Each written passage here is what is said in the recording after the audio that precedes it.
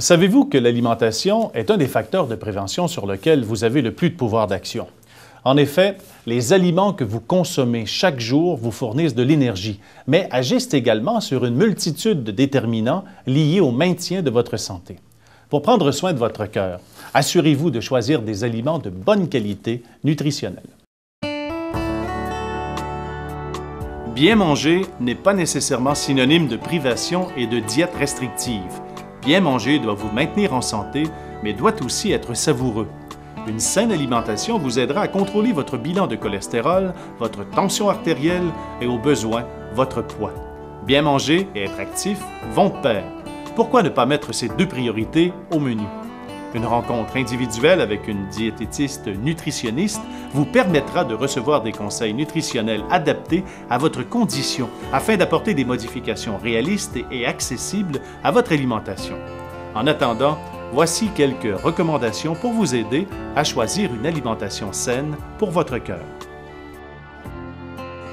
Les matières grasses, appelées également lipides, sont une source importante d'énergie. Les lipides jouent des rôles importants pour assurer le bon fonctionnement de notre corps. Ils sont utilisés entre autres dans la fabrication des hormones et ils contribuent à l'absorption de plusieurs nutriments par notre intestin. Il est toutefois important de vous préoccuper de la qualité des matières grasses que vous consommez.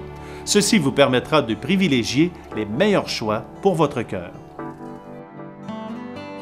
Voici quelques trucs pour favoriser la consommation de gras de bonne qualité, aussi appelés bons gras.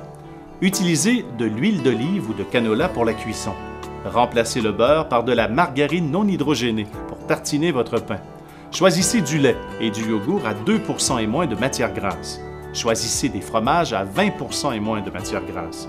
Choisissez des coupes de viande maigre, exemple la longe ou la ronde, et enlevez tout le gras visible avant la cuisson.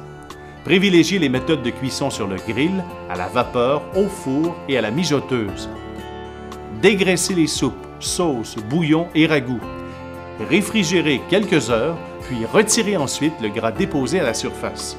Enfin, consommez au moins 2 repas de poisson par semaine. Privilégiez les poissons gras, tels que le saumon, la sardine, la truite, le maquereau, le hareng et le flétan. Ils sont plus riches en oméga 3, un gras de bonne qualité. Votre nutritionniste vous fournira plus de détails lors de votre rencontre individuelle. Une consommation trop élevée de sel peut nuire à vos artères et au contrôle de votre tension artérielle. Savez-vous que plus du 3/4 de notre apport quotidien en sodium provient des aliments transformés ou du restaurant? Pour le diminuer, surveillez les étiquettes nutritionnelles et choisissez des aliments contenant moins de 10 % de la valeur quotidienne en sodium. Les produits suivants en contiennent généralement des quantités élevées. Soupe et sauces commerciales, riz et pâtes en sachet, mets préparés, charcuterie, biscottes, croustilles et grignotines.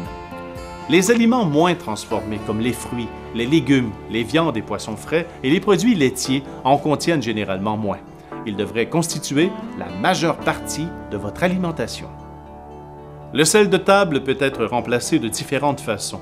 À la cuisson, utilisez des fines herbes fraîches ou des mélanges de fines herbes séchées sans sel. Vous pourrez les retrouver dans la section des épices à l'épicerie.